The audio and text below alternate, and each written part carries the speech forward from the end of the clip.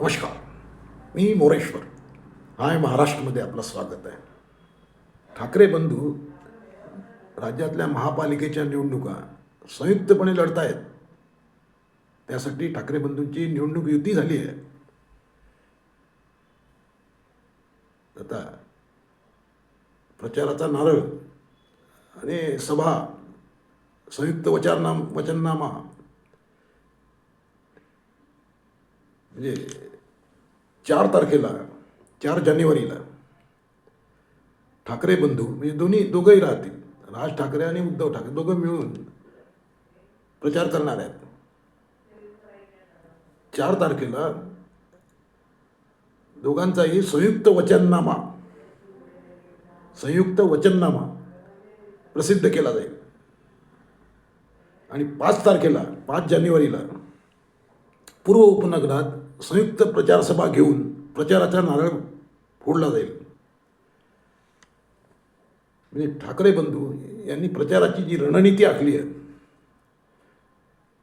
त्यात दोघेही मिळून संयुक्त प्रचार सभा होणार आहेत. त्यामुळे ठाकरे बंधूंची युती त्यातून फोकस केली जाणार आहे की ठाकरे बंधू एकत्र आले आहेत. तर 4 तारखेला वचननामा आणि 5 तारखेला संयुक्त सभा.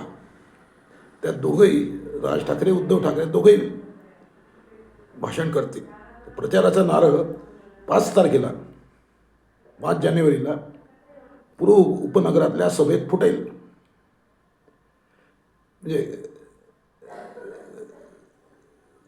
अतिशय खास गोटातून ही माहिती मिळाली आहे की ठाकरे बंधूंनी तयारी केली आहे, रणनीती आखली आहे. कोणते मुद्दे प्रचारात आणायचे आहेत तेही ठरलं आहे.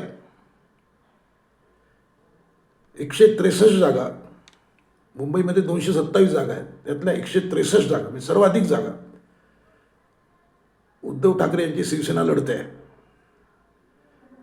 राज ठाकरे यांच्या वाट्याला म्हणजे मनसेला 53 जागा आल्या आहेत आणि 11 जागा शरद पवार यांच्या पक्षाला मिळाल्या आहेत. म्हणजे ठाकरे बंधू आणि शरद पवार यांची राष्ट्रवादी अशी ही युती आहे.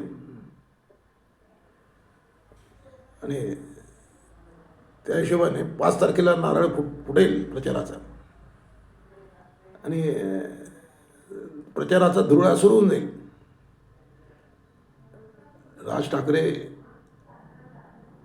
आणि उद्धव ठाकरे म्हणजे दोघेही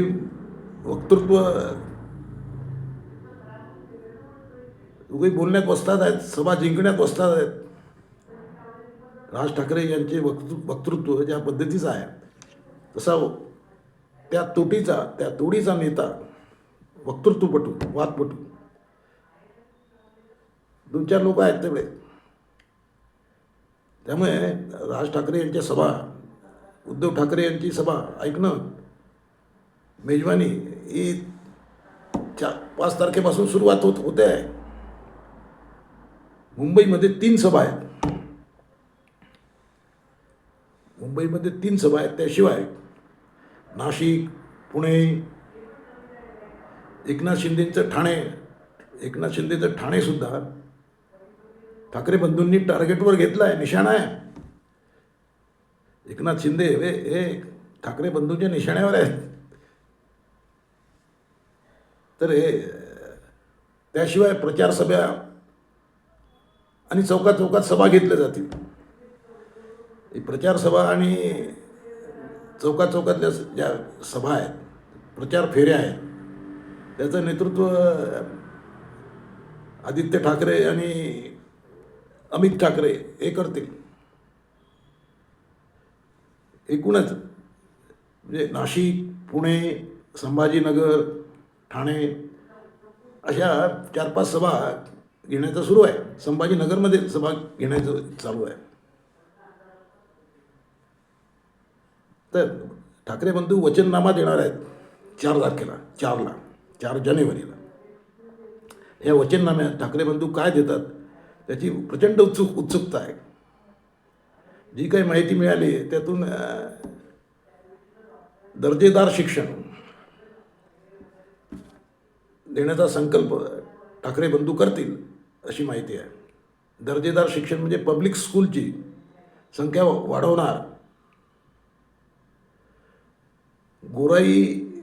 गोराईमधील समुद्राच्या खाऱ्या पाण्यापासून पिण्याचे पाणी बनवण्याचा प्रकल्प आणणार. म्हणजे खाऱ्या पाण्यापासून पिण्याचं पाणी, समुद्राचं खारं पाणी आहे त्याच्यापासून पिण्याचं पाणी करण्याचा प्रकल्प आणणार. समुद्रात सध्या जे सांडपाणी जात आहे, मुंबईचं सारं सांडपाणी समुद्रात सोडून देतात, तसं न करता त्याच्यावर प्रक्रिया करायचं. त्यासाठीचा ST प्रोजेक्ट आणण्याचा त्याचा संकल्प आहे. त्याशिवाय प्रदूषण, रस्त्यावरील खड्डे हे नेहमीचे विषय आहेत. एकूणच या वचननाम्यातून ठाकरे बंधू लोकांपर्यंत पोहोचवण्याचा प्रयत्न करत आहेत.